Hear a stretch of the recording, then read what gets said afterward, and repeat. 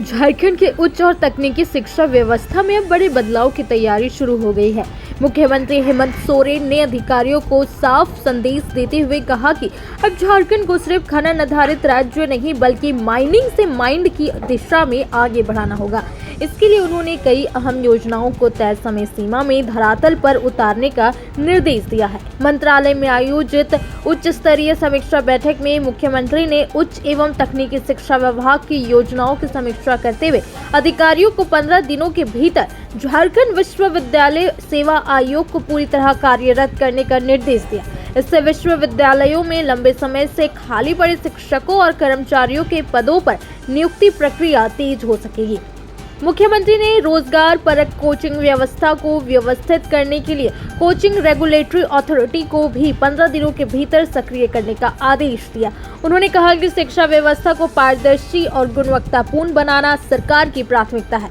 बैठक में गुरुजी student credit card योजना की भी समीक्षा की गई। अधिकारियों ने बताया कि अब तक 2888 विद्यार्थियों को योजना की स्वीकृति मिल चुकी है, जबकि 283 छात्रों को विभिन्न बैंकों के माध्यम से करीब 64 करोड़ रुपए का शिक्षा ऋण उपलब्ध कराया गया है। मुख्यमंत्री ने निर्देश दिया कि आर्थिक तंगी किसी भी छात्र की पढ़ाई में बाधा नहीं बननी चाहिए और अधिक से अधिक पात्र छात्रों को योजना का लाभ मिले। मुख्यमंत्री ने बीआईटी सिंदरी को यूनिटी यूनिवर्सिटी बनाने की दिशा में विधेयक तैयार करने का, संस्थान के डिजिटल ट्रांसफॉर्मेशन पर भी काम तेज करने के निर्देश दिए।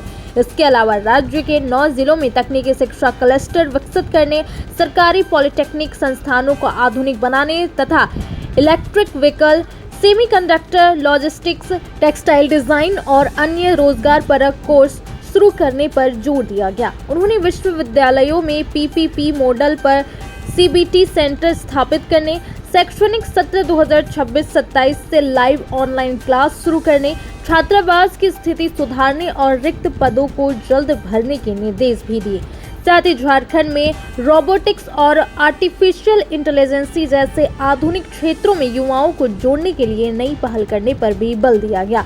बैठक के अंत में मुख्यमंत्री हेमंत सोरेन ने अधिकारियों से साफ कहा कि अब केवल योजनाओं की घोषणा नहीं बल्कि तय समय सीमा के भीतर उनका प्रभावी क्रियान्वयन ही सरकार की प्राथमिकता होगी। अधिकारियों को समय पर परिणाम देने होंगे ताकि झारखंड की उच्च शिक्षा व्यवस्था को नई दिशा और नई पहचान मिल सके।